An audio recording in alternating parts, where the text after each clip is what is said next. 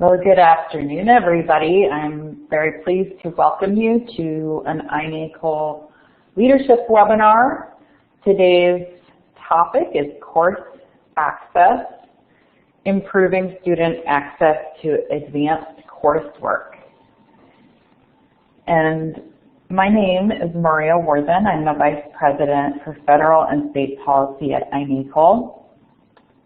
Once again, if you're just joining us, please introduce yourself in the chat box on the left-hand side of your screen, and feel free to add any questions that you may have as they come up or right now. So I'd like to start by introducing our illustrious panel of speakers today.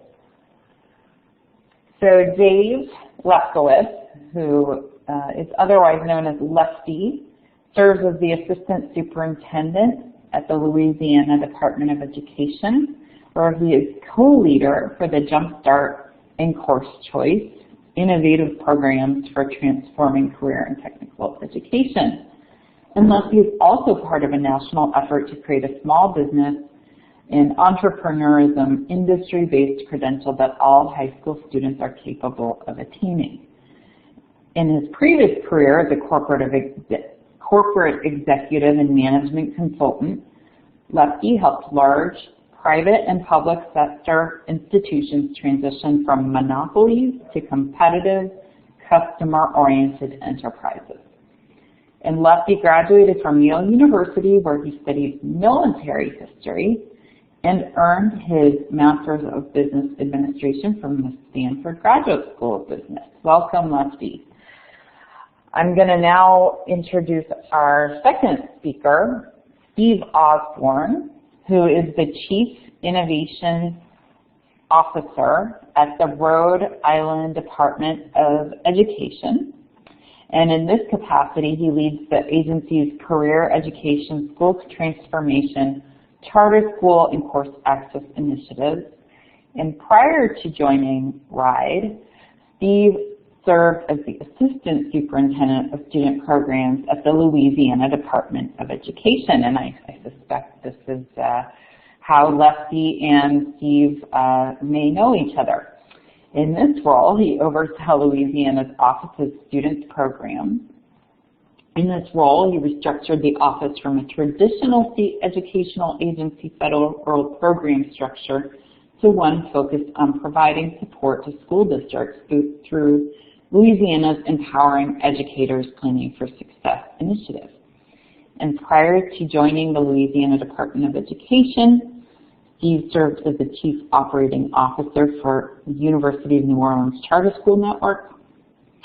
And he's a graduate of the University of Rhode Island and received a master's degree in public policy from Pepperdine with a specialization in economic and local policy. So once again, welcome Lefty and Steve. Thank you very much for joining us today to share your expertise and your experience regarding course access in your state.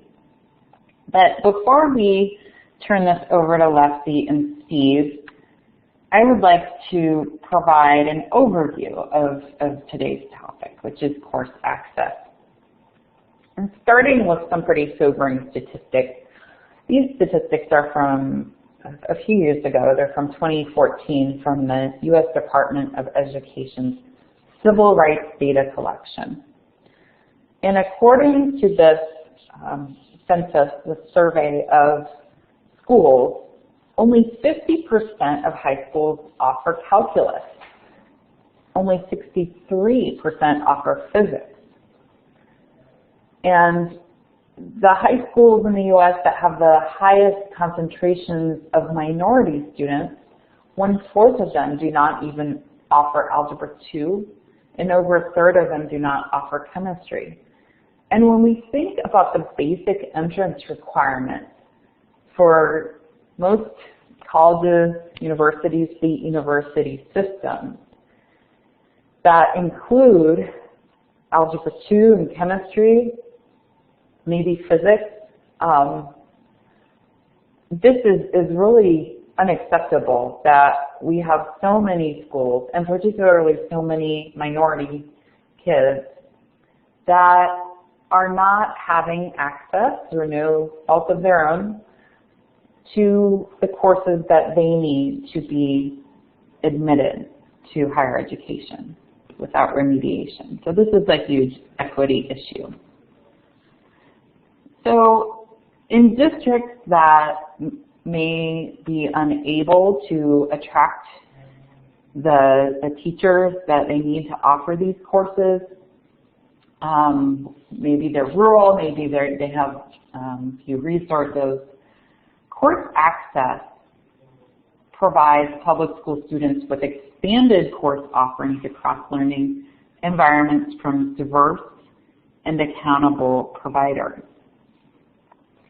And Course Access is a program that essentially provides a catalog of courses that have been vetted for quality by the state, that are subject to additional quality assurance on not only on the input side but also on the outcome side. And that has a sustainable funding model, and that allows a variety of courses to be available to any student in a state. And this is different from, for example, a state virtual school or a district-offered program that may offer courses just to students within that district, or just to students in districts that allow them to take these courses. This is about making sure every student has equitable access. So, and let me just go back, because if you go to www.inacol.org, you can access this report that's shown here on the left side of the screen that goes more deeply into the attributes of a high-quality course access program. And for any state policymakers that may be here today, it also contains some model legislative principles that can be used and adopted and customized to a particular state's policy context.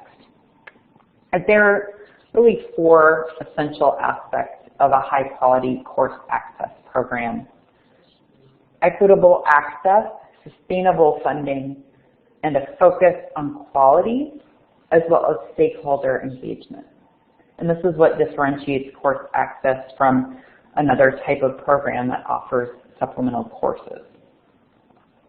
I should say that courses are not only online in a Course Access program. Courses can be online, but they can also be face-to-face, in person, or blended learning opportunities. And as our speakers will address today, there are some really exciting pathways for these in-person opportunities that may launch students on career pathways or readiness for college. So in terms of equitable access, what makes Course Access unique as an approach is that all public school students in a state are eligible to participate. Now, in some states, this may be limited to students in secondary school. But when we say all students, this means regardless of the district or school that they attend. And why is this important? Because when it comes down to it, when we have inequity of opportunity, it's kids that are in districts that may not have the resource or the will or the capacity to offer these courses. So it's really important that any kid is eligible to participate statewide. And then the other side of accessibility has to do with making sure that not only can they enroll in a course, but that all students and all types of learners can fully access those learning experiences. So whether that is providing the appropriate accommodations to students with disabilities, or making sure that courses are designed with the principles of universal design for learning in mind so that they can be adapted to the individual learning needs, or whether there are not sort of unnecessary hoops that students have to jump through in order to access a course that aren't truly tied to the ability to succeed in that course. We need to make sure that all students can participate. The second piece of course access programs is sustainable funding. So first of all, we need to make sure that the funding that is allocated for course access is adequate for high quality courses and instruction. We tend to find that if funding is set at a very low level, we may end up with also low quality. And so we need to look at adequacy research for the types of courses that are being offered through a course access program, and making sure that funding is set at an adequate level for the high quality courses and instruction. We also want to make sure that that funding is sustainable. Now this is something that can be a little harder to achieve and may not be feasible in all states, as our presenters will discuss today. But for a program to be truly sustainable, the funding would need to follow students at the course level to the provider. It's true that a one-time or limited time appropriation may be easier to achieve. And certainly, as I'm going to discuss, there are some opportunities in the Every Student Succeeds Act to use funds for course access. But we've seen programs that are set up based on a appropriation are only as durable as the appropriation itself. So absent a funding formula that follows students, it would be really important to have bipartisan and widespread community buy-in to the importance of maintaining funding for course access. And then finally, we want to make sure that the funding is incentivizing course providers to serve all students and all learners. So weighted funding models are going to make sure that providers are able to fully meet the needs of each and every student. And then performance-based funding models, which essentially, there are different models out there, and unfortunately we don't have time to go into this today in great detail, but we'll see how Louisiana and Rhode Island are doing this. But essentially, a performance-based funding model would only allow a course provider to get the full amount of their funding allocated for a given student in a given course upon a student's successful completion of the course. And then our third piece is a focus on quality. So this is very important when you're opening up a program that's using public education funding to what may be a really diverse array of providers. We want to see that courses and providers are evaluated against nationally recognized quality standards. So there needs to be a process that evaluates not only the provider, but each individual course for its quality and its likelihood to meet student needs. And then on the outcome side, we want to see transparent data on course and provider quality to inform student choices and state decisions on whether providers should continue to participate in the catalog. And then we want to see also rigorous ongoing provider accountability, with the state taking an active role, or an entity designated by the state taking an active role in ensuring that they continue to meet these standards. And this is also important information for families and students when they're deciding which course and which provider they want to enroll in. And then finally, stakeholder engagement is very important. if a state's rolling out a new course access program, stakeholders, whether those are schools, teachers, families, students, school counselors, they need to understand what it is, what it isn't, how it works, and understand how it benefits students. And so this is an important piece. Just having the program in place doesn't necessarily mean it benefits students. So communication is an important piece of this. Okay, so just looking nationwide perspective, as of about two years ago, the landscape is changing very quickly, but we have identified 7 or 8 states that have programs that by and large meet those 4 criteria of a course access program. Now, none of the programs totally meet 100% all of those criteria, but these all come close. And the bottom line is they've devised a program and a policy that works for them. Like I said, these are based on our criteria. There are other states that have policies or programs that that come close to this, but these are the states we've identified. Until the Every Student Succeeds Act was passed in December of 2015, there really was no federal funding or federal support or resources that could be used for a course access approach. And now there are several opportunities for states that might be looking for some seed money, or districts that might be looking for a little extra funding to get students participating in a course access program. There are some possible sources of funding. So the 2 programs I'm going to talk about are the Direct Student Services Program and the Student Support and Academic Enrichment Grant. So the Direct Student Services Program, and I should mention there's an excellent resource from Chiefs for Change, and there's a link at the bottom of the screen there that I'd encourage you to download their summary and policy brief on this.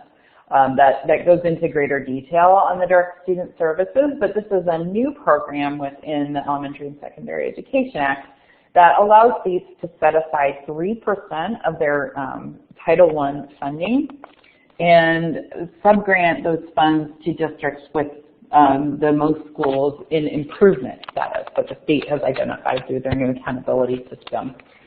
And there's a lot of flexibility for how these funds can be used, but a state could set up a Direct Student Services criteria with districts and work with districts and encourage them to use these to allow students to access different courses. So they could be courses not available at a student's school, could be credit recovery, accelerated learning. They'll access personalized learning. It doesn't sort of go into more detail about what that means, which means it's quite flexible, as well as high quality tutoring from approved providers and even transportation for students to be able to get to a different school that may have an external learning opportunity. So there, again, I'd encourage you to look at this Chiefs for Change. It's brief if you'd like more information. And then the other piece that I want to highlight within ESSA is the Student Support and Academic Enrichment Grant in Title IV. This is a new program. It was the result of a consolidation of quite a number of formula and discretionary grant programs that were in No Child Left Behind, and it's authorized, although we don't know if it will be funded, at $1.6 billion over 4 years. Depending on how much the program is funded at, the Department of Education will distribute these funds to states by formula or by competitive grants. The 95% of state funds would need to be distributed to districts, and a state could decide whether that is on a competitive or formula basis. And districts would need to use these funds based on a local needs assessment. Funds can be used for a really, really broad array of purposes, including school health and safety, school counseling, expanding expanding access to a well-rounded education, and education technology, which again is really broadly defined, but for the purposes of course access could include online courses, personalized learning. Additionally, could be used for technology infrastructure, connectivity, software, computers, so a whole host of uses that could be leveraged between the Title I Direct Student Services and the Title IV Student Support and Academic Enrichment Grant to support the development, implementation, or scale-up of a course access program. So at this point, I'm going to turn it over to Lefty to talk about Louisiana Course Choice. And once again, if anyone has any questions, please feel free to type those into the chat box, and we'll be sure to address them at the end. Hi, my name is Dave Lefkowitz. Everybody does call me Lefty. I'm going to hope that INACOL advances the slides for me, but I'm going to say in advance that I'm going to go over the material at a fairly rapid clip under the belief that people want to ask questions more than just listen to speakers. But if you have any questions that aren't addressed either at all in this webinar or that you want addressed in greater depth, I have the easiest email to remember, Lefty, L-E-F-T-Y, at la.gov, Lefty at la.gov. Some people like Cher and Bono only need one name. I'm one of them. So at any point in time, you either want more information or you'd like some of the materials we've used, our proposal that we have course providers fill out, the way that we interview them and the rubric that we use, our process evaluation report, anything you might want, we're happy to provide. Next slide, please. We have a website, which we've alternately called Course Choice, a supplemental course academy based on which legislation was in force in our state. But it is, as Maria sort of described, a portfolio or catalog of courses offered not only online but also face-to-face and blended, academic as well as career and technical education. Next slide. Our vision is that Course Choice is a platform. It's an invitation for non-traditional providers to augment the traditional K-12 school system. And when we first envisioned this, and when the legislation that empowered this program was first passed, it was for K-12 students. Although, as I'll say in a moment, over time, we've now restricted these courses to high school students, or students capable of doing high school work only, students grades 7 through 12. Next slide, please. Our goals are first and foremost to train our students for high-wage 21st century jobs, whether they go on to university and earn a 4-year university degree, which only 19% of our students do, or if they somewhere along the way move into their career before completing university. We want them to be prepared for college, career, and life success. We want to provide advanced academic coursework for our most academically ambitious students, help struggling students through remedial coursework, and provide courses at scale at a cost-efficient rate. And if I were being candid, I'd say we had a moderate level of success on most of these. Most successful on the first goal, uneven levels of success on the next 3. Next slide.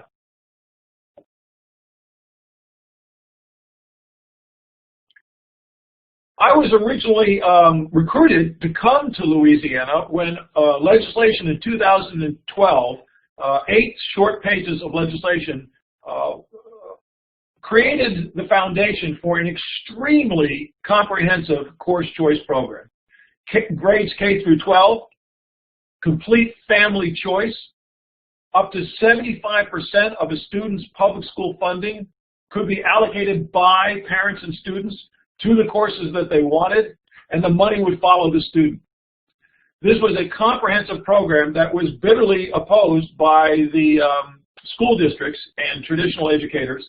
A suit was filed. It went to the Louisiana Supreme Court that, in an interesting decision, they said that the program itself was completely within the limits of the state constitution, but state constitution required all public education funding first to go to the public school district or the public charter school, And they were under no obligation to pay the course providers who would be providing the courses.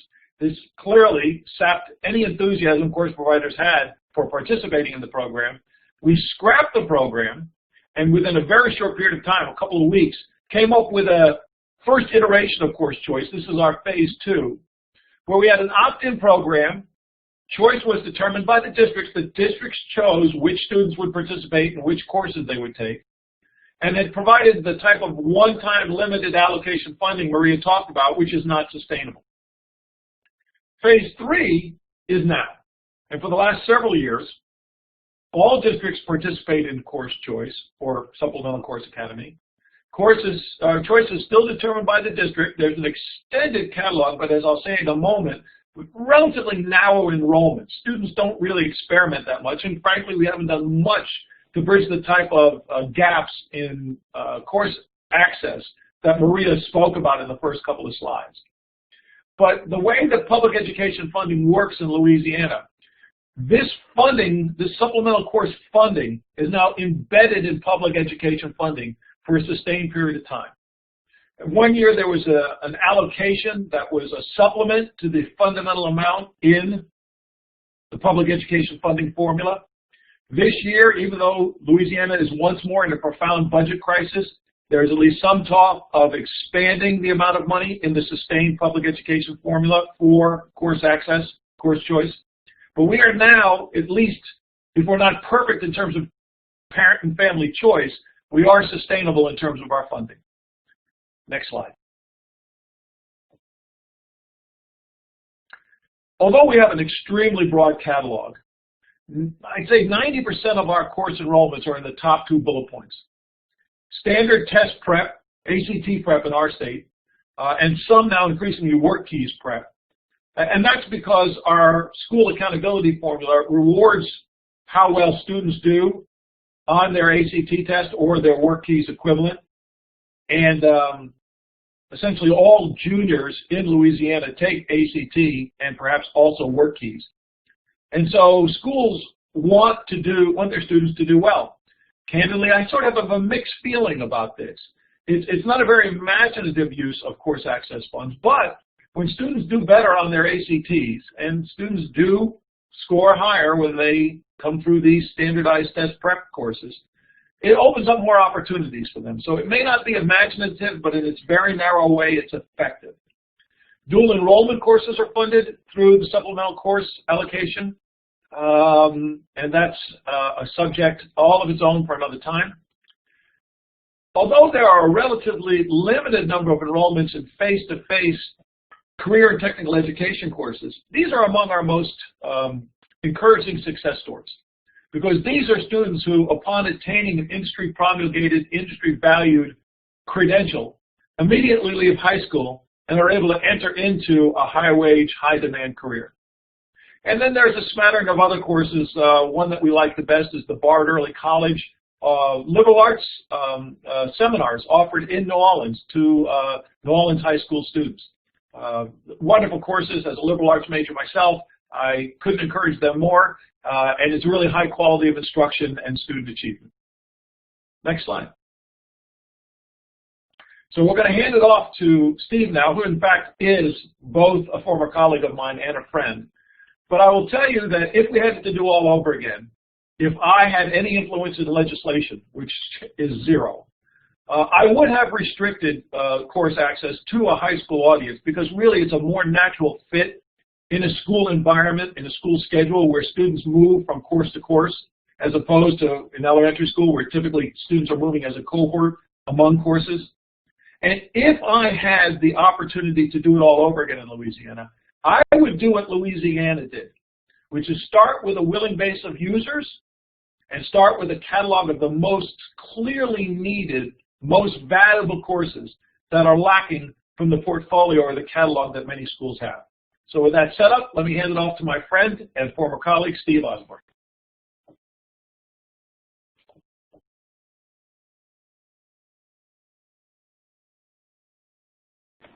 Steve, make sure your talk button is pressed down so that we can hear you.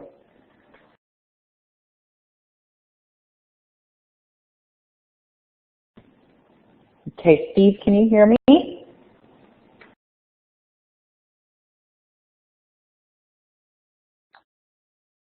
This is Lefty. I'll text Steve to make sure that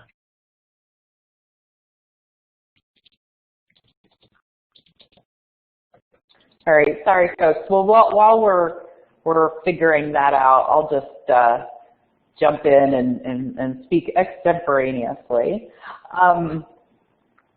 So I think what Lefty described in Louisiana is a really good example of. Oh, yes, Steve. Okay, great. There you are. Take it away, please. Steve. Okay, Maria, I apologize for the audio difficulties here. Always no worries. Comes up. So just to give a window into kind of how Rhode Island started this journey, we back in 2014 had a set of conversations about how do we improve high school and improve the levels of achievement for our students, and had a really difficult and really challenging fight about test scores and how do we ultimately increase the rigor of high school experiences here in Rhode Island, and not like like many other places, the conversation was a tough and difficult one about test scores. But what we ultimately ended up doing was really looking to course access as a potential way to improve the rigor and quality of high school education for our students, and then also to be able to help engage more students as we move forward. I think what we were seeing as folks focused on test prep and test scores is that it actually did not help engage more students than it would have before. When we really started to look into course access and opportunities to access advanced coursework in Rhode Island, we really recognized that there was really uneven access from district to district. I think most folks know that Rhode Island is a small state, but we also have a lot of school districts and a lot of small high schools. And so it was really difficult for many of our communities to be able to offer the full range of academic opportunities to their students. So folks would see altruism and value in advanced placement courses or career and technical education courses or dual enrollment partnerships, but folks didn't really have the financial resources and ability to be able to deliver those.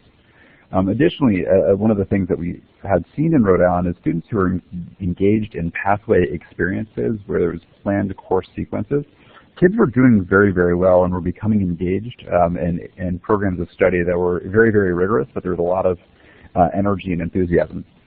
And so the folks really started to see this as a way to help, again, increase the rigor of high school and help better engage many of our students. And then not unlike many places, but Rhode Island, again, is small in terms of number of overall students, but we also have declining enrollment in recent years. And so there's been an increased need as there's more demands on high school to provide a wide range of academic coursework experiences. There isn't more money, and in many cases there's actually less money.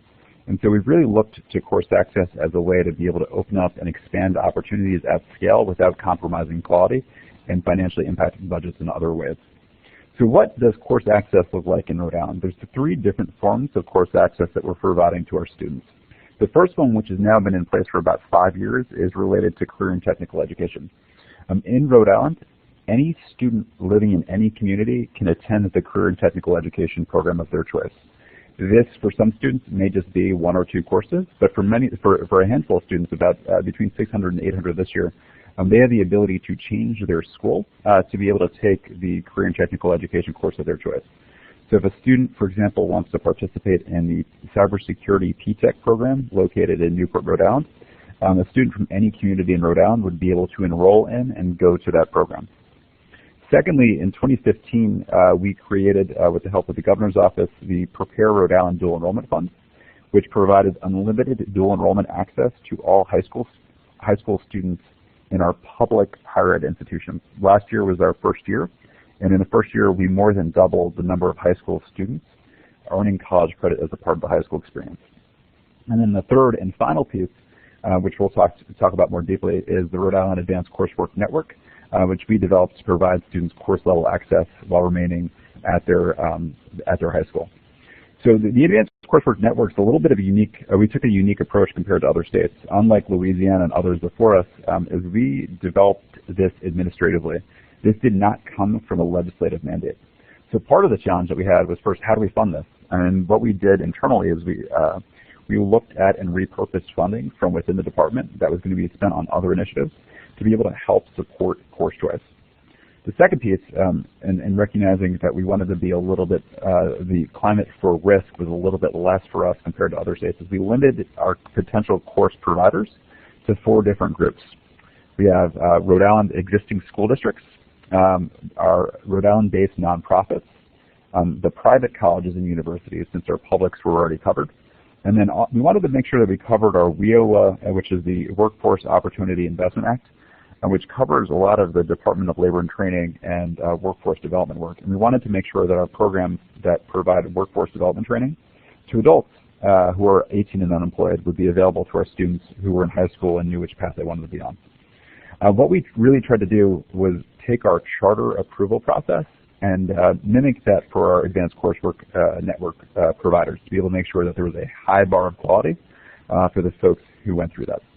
The second piece, which is a little bit of a different approach that we took here in Rhode Island, is that we made participation in the advanced coursework network optional for schools and districts, meaning we did not want to force folks to be a part of this if they did not want to. So we made it optional, and I think we have a really interesting set of observations that have come from that have really helped us build momentum behind it. But what we allowed folks to do is, one, to say if they wanted to sign up or not, but then secondly, we allowed them to customize their course catalog to meet the unique needs of their students in schools. So for example, you might have a school that offers AP Stat. They may not want to offer AP Stat through the Advanced Coursework Network because it might take away students from their existing enrollment. And we put faith in our educators closest to the kids that they knew best which types of opportunities needed to be built out for their students in their community. And then finally, one of the pieces that we, again, tried to do, and I think we'll get into the long-term consequences of this as well, is we made these opportunities available at no cost to the student, their parents, or their schools, since it was picked up with state funds. This obviously has opened up a lot more doors in terms of districts really embracing this and try to incorporate these opportunities into their schools. So what does the participation look like this year? So this year, in our first year, we had 14 providers who took the leap and joined in with us. We had 4 districts, 5 private colleges, and 5 community-based organizations. Next year, we're going to be up to 7 districts, including our 2 highest performing districts in the state. We'll be providing coursework opportunities to kids. We will be up to 6 private colleges in the state and 8 CBOs. When we started off the school year this year, we had more than 50%, about 50% of our secondary schools that were signed up as members. As we get ready for next year, we currently have right around 3/4 of our high school programs that have signed up and will be a part of it. I think one of the pieces that's been really interesting in the way that we structured this is that we allowed folks to choose when to come on board and again, made it optional. And so what was really interesting is that students and parents started to learn about these opportunities, and that folks, for example, might be able to take a course at no cost to the student, the school, or the district, and reached out to the district leadership to find out why their student wasn't able to enroll in that course. And what we found was, in about a half dozen different cases, is that parents reached out. The school district had to explain why they were limiting choice for the students, and then the next day the school and the district signed up to be a part of the Advanced Coursework Network. And so we've seen increasing enrollment, where again about 3/4 of our high schools are going to be members at the start of the upcoming school year. In total, this year, we had about 830 course enrollments. From those of you, there's folks from Florida and from some of our larger states, you might say 830 students is not a lot, but in Rhode Island, we have only about 44,000 kids in high school. And we also have a significant number of kids who are also participating in the dual enrollment, Prepare Rhode Island dual enrollment course access approach, and then also exercising CTE choice. So in the first year of this initiative, we have about 2% of our high school age students taking some form of academic coursework that otherwise wouldn't have been made available. So what were our kind of key lessons year one going through this that may be applicable and helpful for others? The first and most importantly is that timelines for communicating with schools and districts was really, really important. What we've been able to do this year, and I think we're able to do in some cases last year, is the more that folks can incorporate this into their student planning, the more effective and more students that we had enrolled. So part of this is figuring out how not to be on the kind of, you have to align yourself to the school planning cycle, which again is kind of set in stone locally, and figure out how to best adapt to that. The second is that we were, I think, have learned a lot about the network provider approval process. The process we use has overall been effective, but I think we've seen some cases where it's been very effective or we've had some successes and struggles, and best matching the coursework experiences and then the supports that go along with students once they enroll. Again, we've had some programs that have really gone out and been very proactive reaching out to students, and some folks who've been less so. The third piece is we saw some really interesting trends in terms of student persistence and when they enrolled in the enrollment process. And so really trying to make sure that we have the policies that make sure that students persist through the entire year. The fourth piece, again, has been really an interesting one for us, and I think kind of a key part of our success and how our district leaders are viewing this as a part of the solution long term, is that we've really tried to be very mindful of supporting and respecting local decisions. One of the criteria that folks have to sign off on in the MOU as they choose to become a course network, advanced coursework network member, is that they have to agree to award academic credit to students as a part of their high school experience. In some cases, that could be specific for English or math, but in many cases, we've had districts who've only chosen to offer elective credit. Obviously, we wouldn't always agree with that, but I think we've been really trying to be mindful of respecting those local decisions to be able to get folks to really think of this as a long-term solution. I think what will happen over time is that folks will begin to see a 6-credit EMT certification course as something that could potentially fit a math or science requirement. But we want to start out slow and really build up folks' recognition and awareness of this. The fifth and final piece, and I think what has really been the success of the approach that we've taken, is the importance of parent engagement. We've tried to be very mindful of developing and gearing our process to be able to make sure that parents and students have the ability to determine and pursue coursework opportunities. We've geared our registration system, but parents have really been the biggest and largest advocates for this. And I think, again, it's been really interesting to see the conversations take place locally when folks have chosen not to sign up, where parents are saying, why not? And for the first time, whether it be in a school choice conversation or a course choice conversation, the local district has to explain why they've taken that approach.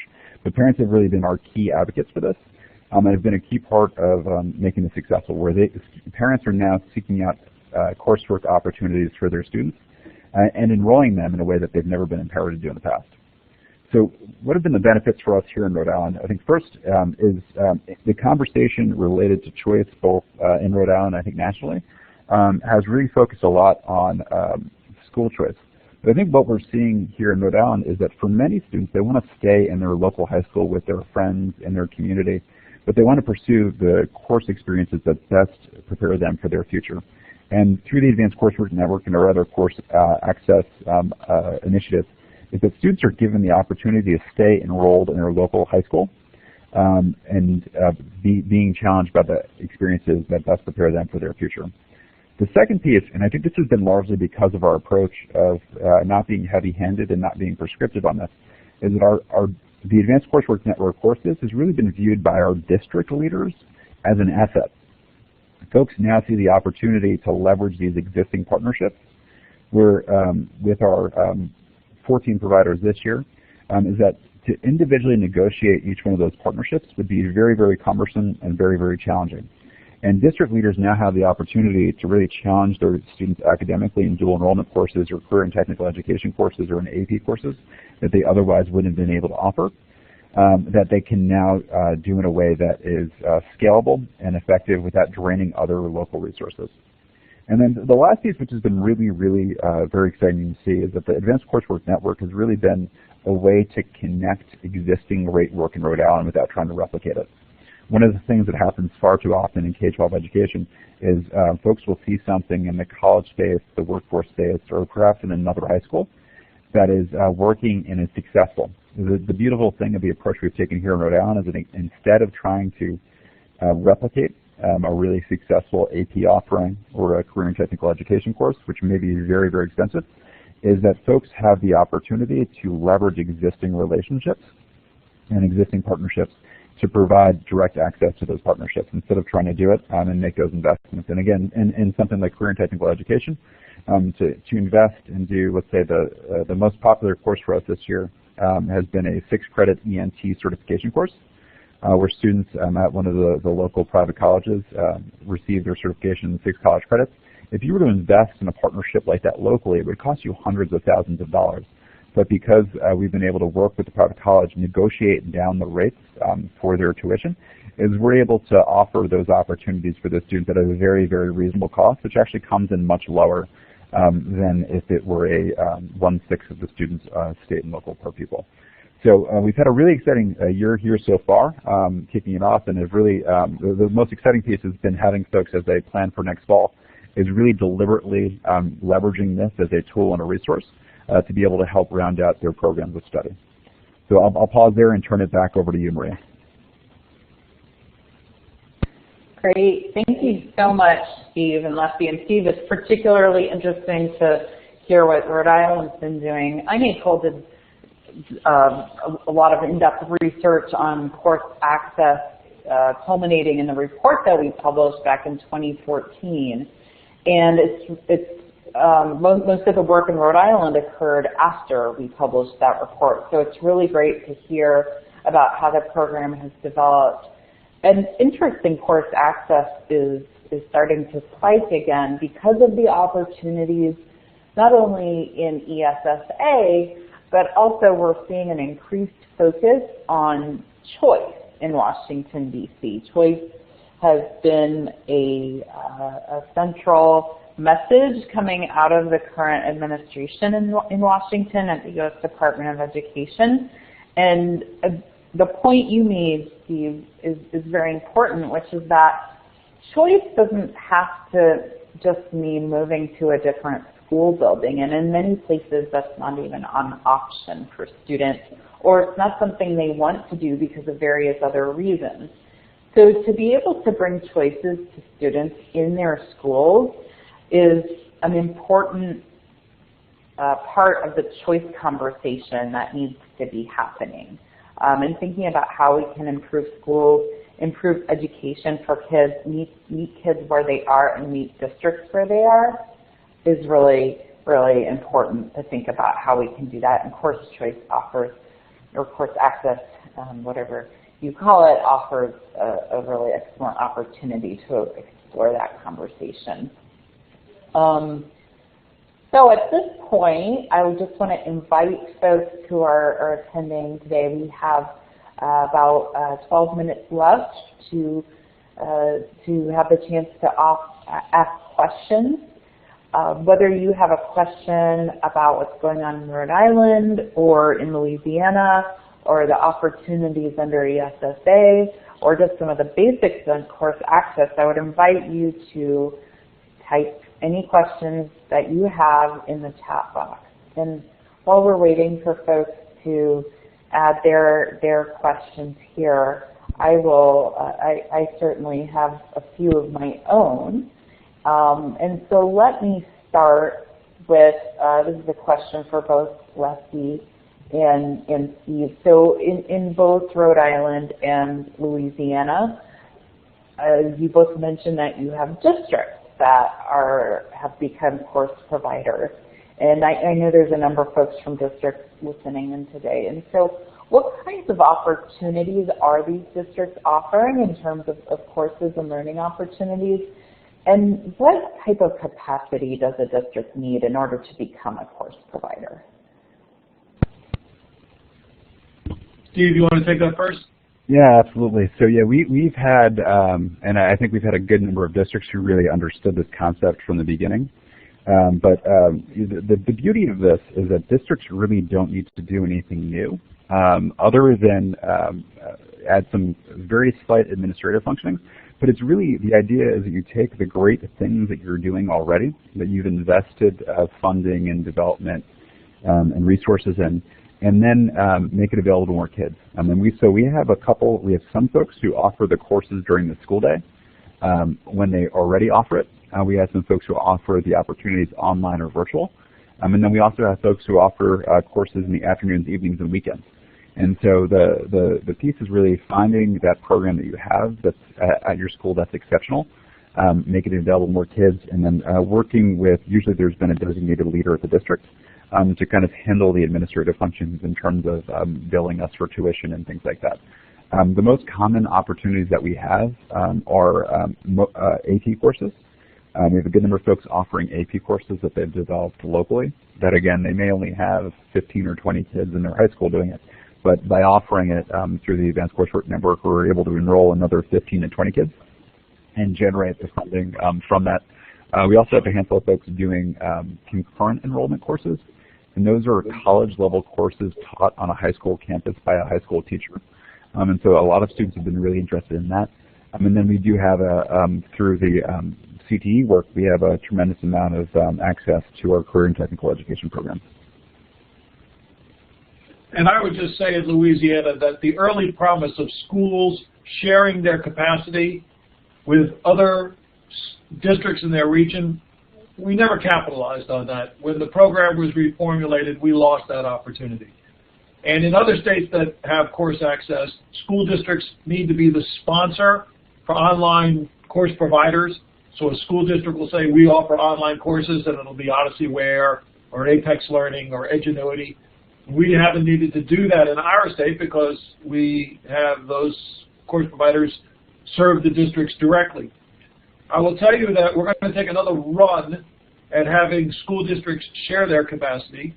We're going to focus in the area of career and technical education, where the capital costs of providing a lot of these courses, especially in things like skilled trades, the capital costs prevent a lot of school districts from having modern facilities and effective instruction. And frankly, we're going to try to do it during the summer. And in a few days, in a couple of days, we're going to announce, you heard it here first, a student summer session opportunity where students will be able to scaffold it throughout high school so that there'll be curricula that build in terms of the skills that students master, both hard skills and soft skills, or workplace behaviors and communication skills. And the students will get paid. And our hope is we can do this in a way where districts will share capacity and students can take advantage of their summer months to complete academic credits and to earn employability skills.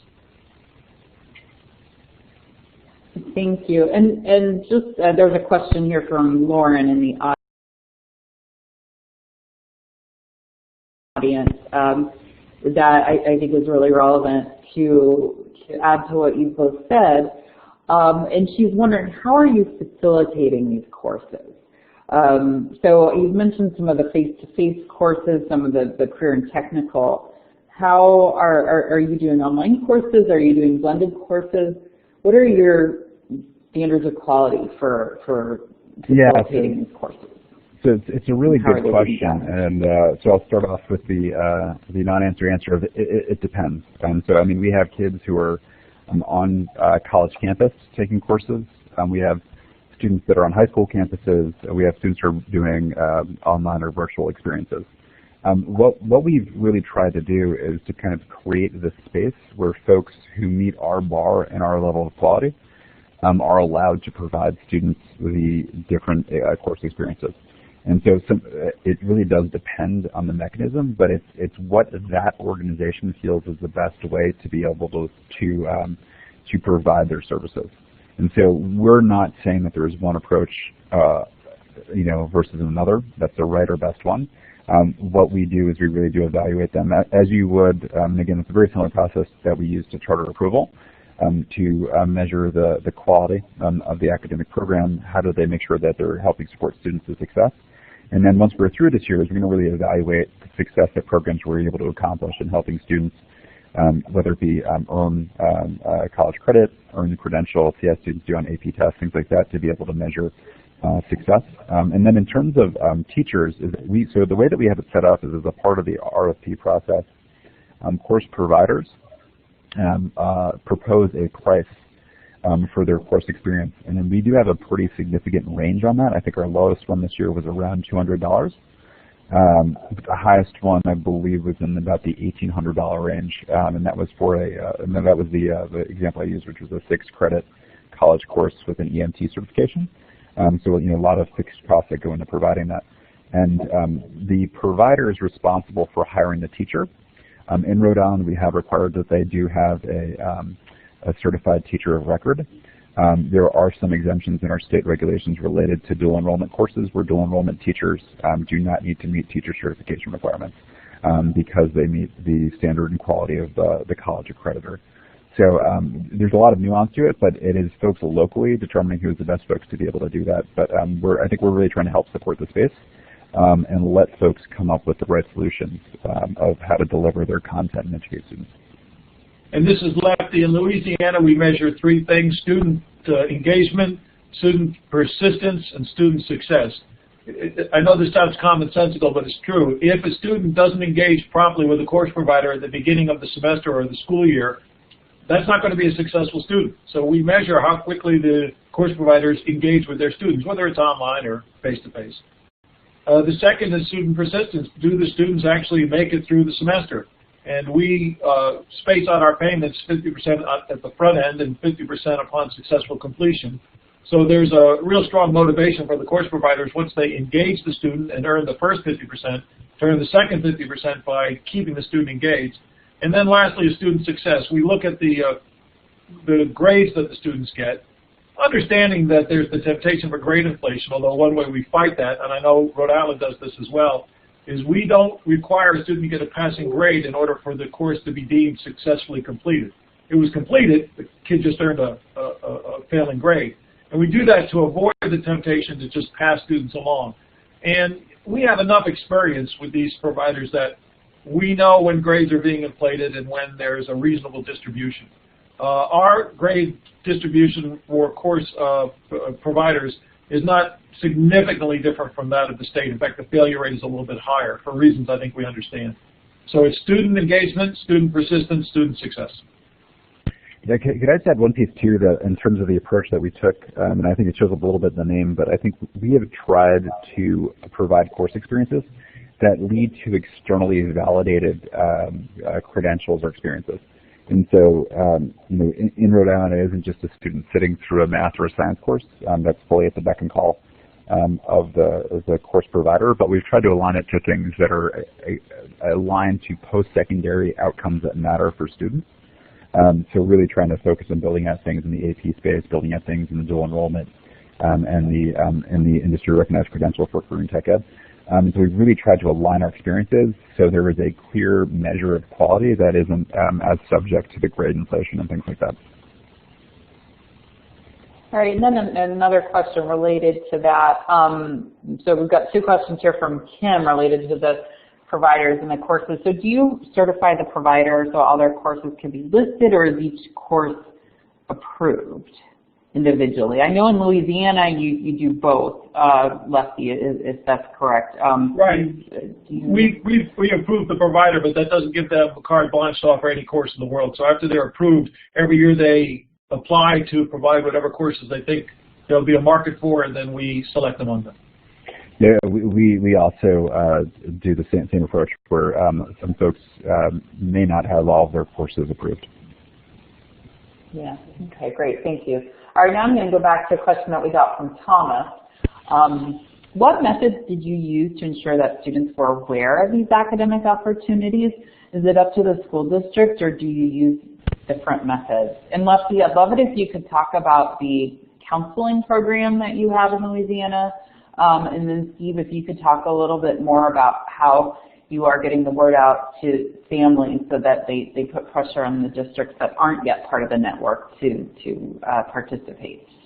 Just very quickly, this is Lefty. We're running out of time, so and I'm not the person best capable of describing that counseling program, but in fact, we're investing very heavily in making sure that our counselors not only understand the course choice opportunities open to students, but the Jump Start or the career technical education opportunities open to students, because in fact 81% of our students don't persist through a 4-year college degree. So if you want to understand more about that, we'd be happy to provide additional details. And yes, we require proctored final exams. Go ahead.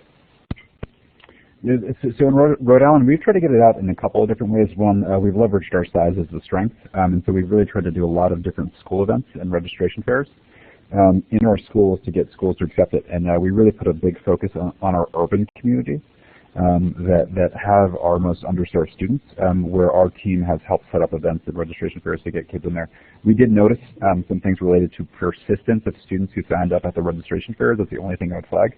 But what we also did, and we've done this for, it'll be our 3rd year now, I believe, is we've sent out AP potential letters to every student in Rhode Island that had a score on the PSAT that showed that they were ready for advanced coursework. And what we've done is we've mailed that to them under the signature of the commissioner and the governor to make students aware of the different advanced coursework opportunities in Rhode Island. So that includes our dual enrollment program at our public colleges, the Advanced Coursework Network, and we've really tried to get the word out there.